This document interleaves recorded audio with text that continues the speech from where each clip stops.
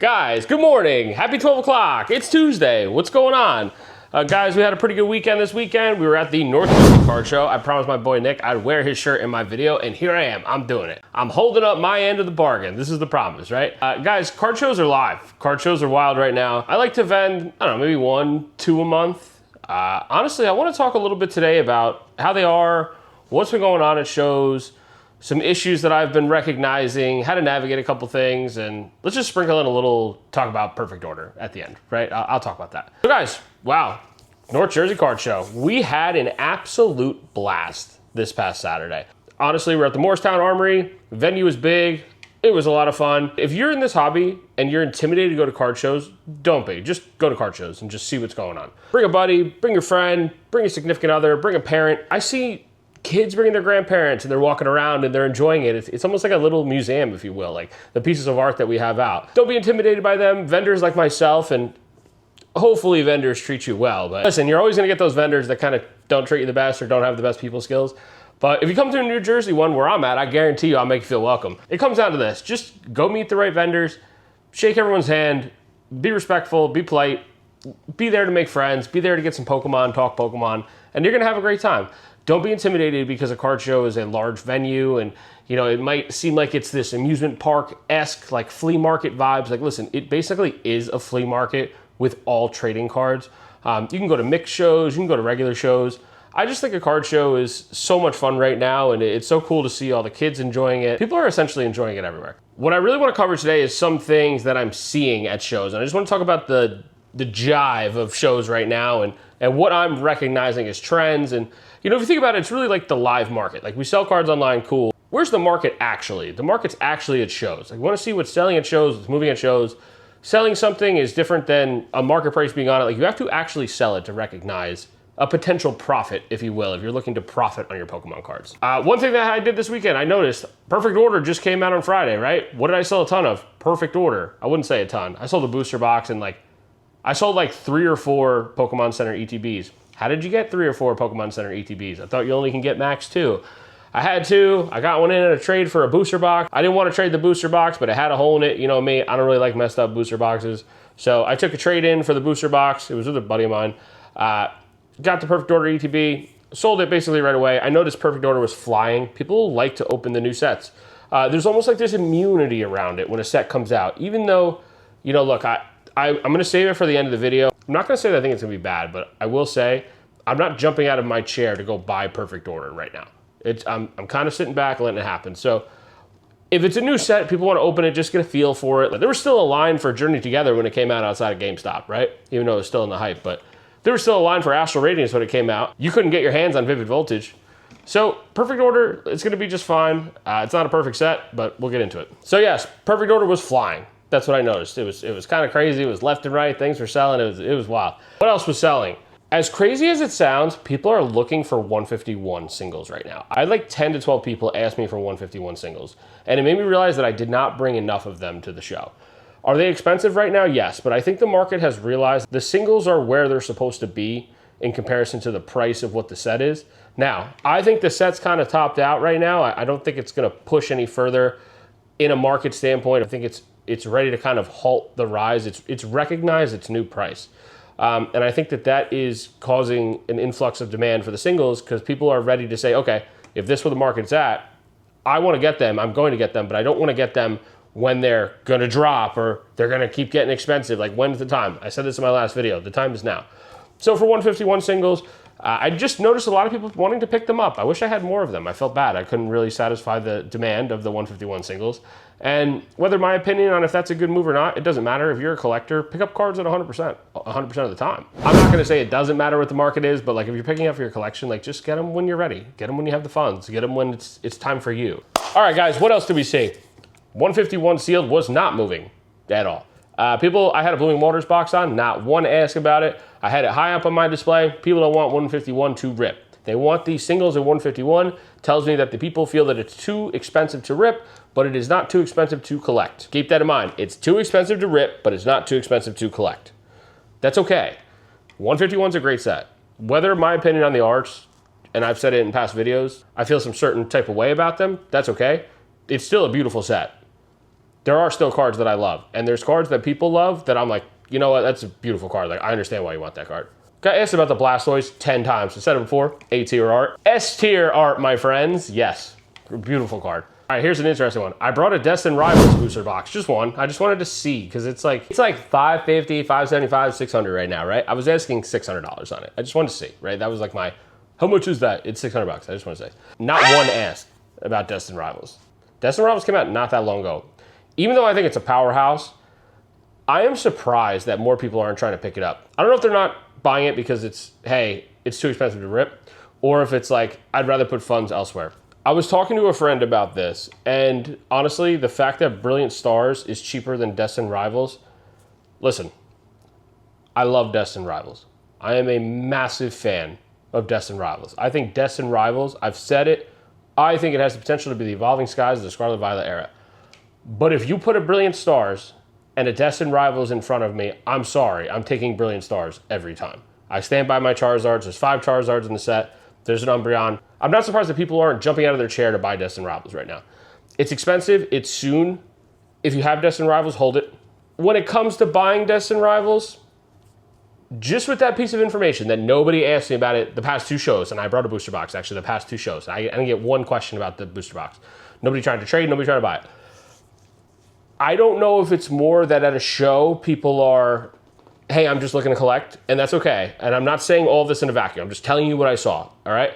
I did not see a demand for Destin Rivals at the past 2 shows.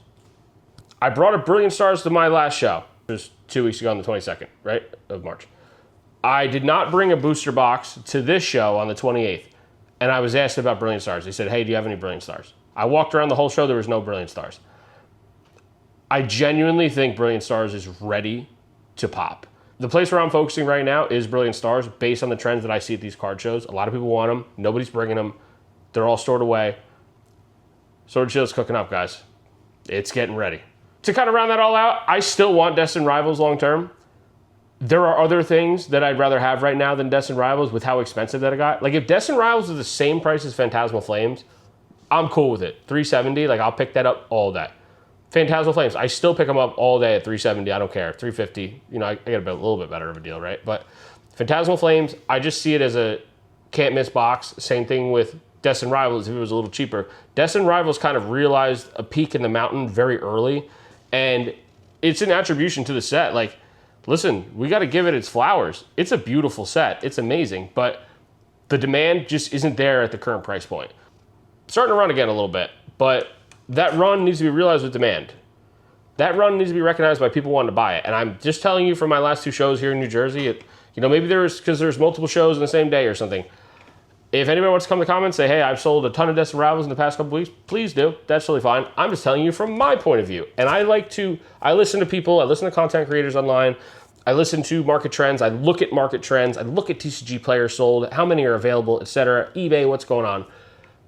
I very much take what I see in person as, like, that's kind of like my Bible, right? Somebody says online, like, oh, you should buy a ton of this. Like, I'm like, okay, but if I have some of it, I want to bring it to a show and see if people are actually buying a ton of this.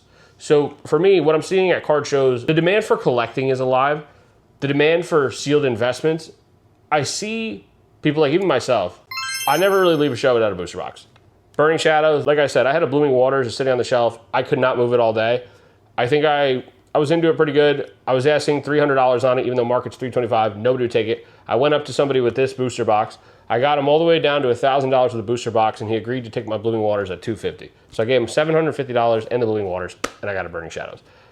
Listen, I'd rather have this all day than a huge product like the Blooming Waters. That's just me. That's my opinion. What else are we seeing that shows? All right, guys, one thing that is starting to annoy the crap out of me, and I'm serious, it's starting to annoy me. Take what I'm about to give you this explanation for. Put yourself in my shoes when you're listening to me explain this and understand where I'm coming from and understand that I see the other side of it already, and I'm going to tell you why it's frustrating. The whole show on Saturday, I seriously felt like I was buying all day. Like I felt like I was set up to buy. Not a lot was selling because everybody wanted to sell their stuff. They were coming to the vendors, hey, you want to buy this, you want to buy this, you want to buy this. We pay a percentage when people want to sell to us, so I'll buy all day. That's a successful show to me. I don't mind. But one thing has been pissing me off. I will always comp my friends' cards if they don't know what they have and they want to say like, hey, What is this? Like, can you tell me what this is worth? If you're in my network, I'll help you every single time. But listen, I pay to be at the show. I pay for a table. I'm also spending my time. One thing that I started doing, when people come up to me and they have no idea what they have, I'm like, all right, I'll tell you what it is. Like, this is this, this is this. When you want to know the price of your cards, if you want to sell them to me, I will comp them all out and we can agree at a percentage and you want to sell them to me, but that has to be agreed upon, right? I'm at the point where if I make you an offer for your cards and you say I'm going to go walk around, do you understand how much work you just had me do for you so that you could go shop it all around for a better offer? Controversial. You could say, oh, maybe you gave him a trash price. I always work at a percentage that we agree upon, right? If it's 80% buying, if it's 75% buying, if it's 85% buying, like, did we agree upon that? Yes. If I did all the work to use my expertise to tell you what the price of your cards are, and then you tell me, oh, no, I don't really want to do that. The number's not great. And then you go around and say, hey, that guy just gave me this list. He gave me this offer. Like, can you beat it? And someone like looks at the list and goes, oh, sweet, yeah.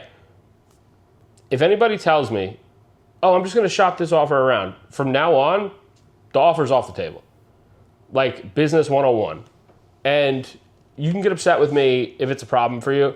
Personally, if I spent time to make an offer on a card and you tell me you want to go shop it around, if it is something where it is a fair offer and you want to just go shop it, I'm pulling the offer. Guys, sometimes I make bad offers. Everybody makes bad offers. Sometimes I make amazing offers. Then people go up to the same vendor and they buy the box for the same price that I offered a couple hours later. But no, so the main point of this is, it's almost like an artist drew something really fast and they're like, oh man, that only took you like 20 minutes. Like, why is it expensive? Because years of experience went into that piece of art. So for me, if I am comping your cards and telling you the price of them, do you know how much time it took me to develop into being able to give you an accurate price on your cards? When you want to shop your offer around, that's fine. If you walk away, I am no longer holding an offer. It is gone. It is off the table. I do not care. Even if I really want the card, the principle going forward is if I make you an offer and I was fair with you and I spent my time to help you realize something that you didn't, and I give you an offer and you want to go shop around and get more, to me, I find that disrespectful to me unless I made a bad offer. I understand. I get it. The point here is I am pulling offers if I spent my time for people to help them with something they did not understand. That's my rant. I understand that it's controversial. It's probably going to piss some people off. I don't really give a quite now. Doesn't matter to me. Card shows are a wild place, man. There's a lot going on at these card shows. People love them. It's a lot of fun. Things are flying. Things are coming in. Things are leaving as fast as they're entering. It was funny. I picked up a Chinese Cubone.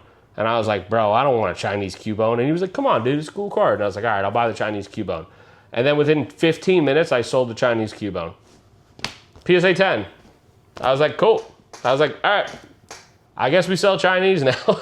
Cards are cards. They're beautiful to look at. It's all about the art. I don't really care about the language, to be quite honest with you. I never dabbled in Chinese. It was always Japanese dominant. I don't really mess with Japanese and English. I don't really mess with the Korean.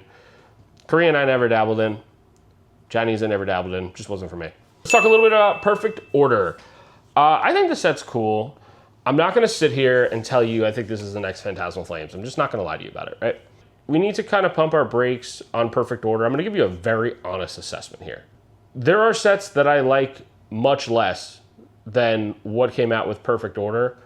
And I don't think Perfect Order is like terrible. Like, I love the Mega Evolution era so far. Like, the base set Mega Evolution was great. Phantasmal Flames was awesome. I don't think Perfect Order is just going to be ass. Am I rushing to open it? No, I'm not going to lie to you. I'm not blowing any smoke here either. Like, I'm not going to tell you I'm going to buy 12 cases of it. I'm not going to do that. I may end up with one case. I do not appreciate Zygarde. That's not a Pokemon for me. There are some beautiful illustration rares in this set. I pulled one out of a pack in front of somebody. I can't remember what the name of the card was. But he was like, that's my Chase, bro. And I was like, oh my God, bro. He's like, what do you want for it? I was like, what's market? Like, it's pack fresh. He's like, oh, dude, it's like 15 bucks. Swear to God, I was just like, dude, if this card means what, like, here, I just gave him the card. I don't know, just gave him the card. Made the guy's day. I'll make a clip about it. It was pretty fun. Fun moment. I always like to give back to collectors, right? I don't think Perfect Order is going to be terrible. I don't really vibe with the Pokemon in it because I'm a Gen 1 guy. I know. I'm a Gen 1 snob, guys. But, you know, look, let's kind of pump the brakes a little bit, right? I think it could be better than Twilight Masquerade. I kind of want to say I think it'll be better than Stellar Crown. I think Stellar Crown is ass. If it didn't have a Pikachu and a Bulbasaur, I think Stellar Crown would be nothing. But that's my opinion on it. I don't know. Let's hold on perfect order. Let's not bash it just yet and say it's the worst set ever. Like, the green's kind of cool. Like, just hold on. I want to give it a chance to really show me. And like, I may come on the next video and be like, set sucks. Screw the set. I don't want this set. But generally, like, let's just hold on. Let's just hold on a little bit on perfect order, and let's save our assumptions and save our opinions for once we really have seen some pull rates. Let's see what some of the 10s do once they start getting graded at PSA. Let's see what some cards look like, you know, in slabs and in these card protectors, like graded guards. You know, there's cards that I never wanted that they put them in some of these graded guards, and I'm like, damn, that looks kind of good. So just pump the brakes. Perfect order could end up being a good set. And if it's very cheap right now, I don't think any booster box should be below 300, quite frankly. Probably get up above 300, right? If they're sitting at 200, I don't know. Not even if the set's good or bad. I don't think any booster box is going to stay below 300. We'll see, guys. Let's see how the future treats us. Guys, that's today's video. If you liked the video, like the video. Thank you. Please comment and subscribe. We're trying to get to 1,000 subscribers here on YouTube. What can we do at 1,000? Go live at shows. That's what I want to do. That's the plan. That's the goal. That's the hope. We're going to get there. It's been a lot of fun so far. I say that every video. I'm going to stop saying that. It's been zero fun. It takes a lot of time. I don't care. Don't forget to comment on the video. Why? Because you want to be entered into the giveaway for the Cyclizar 3-pack blister Temporal Forces. I'll ship it out to you. Just make sure you DM me on Instagram if you win. I'll put you all your names in a wheel spin. Cool. Winner's going to get the Cyclizar blister. We're going to have a new giveaway every 10 videos. It's just how it's going to go. I appreciate you guys today. Thanks for listening to my little rant. I'm sorry if you don't agree with me on like what I'm saying. I'm trying to come off as like a snobby seller, but like I also do put a lot of time into this, and I want you guys to understand that I'm very passionate about my time and I love Pokemon cards, but I also don't play lightly with respect, and I have a lot of principles in my sales approach. That's today's video, guys. Thank you so much for your time. I appreciate it. Love you guys. Nicky Cards, out.